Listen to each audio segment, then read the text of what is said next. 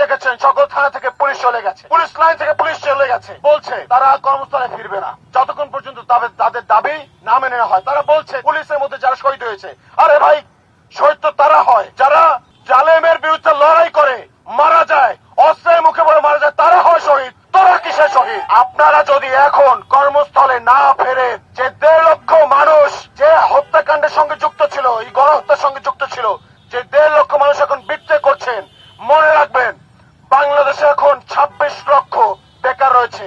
সবাইকে আমরা বলবো ওদের বাদ দিয়ে দিতে। আমাদের যারা ছাত্র জনতা আছে, মেধাবীরা আছে, তাদেরকে আমরা প্রস্তুত থাকতে বলবো আপনারা রেডি থাকেন, আমরা আমাদের দেশ আমাদের মতো করে সাজিয়ে দিব। আপনারা যারা এই ষড়যন্ত্রের সাথে যুক্ত তাদের তুলে ফেলতে এই শিক্ষার্থীদের 2 মিনিট সময় লাগবে না। যে ছেলেটা রামপুরায় রেলিং এ ঝুলেছিল, প্রাণ বাঁচাতে ঝুলেছিল, তাকে যে আপনারা গুলি করলেন, আপনার মনে কি একটু মায়া জাগে নাই?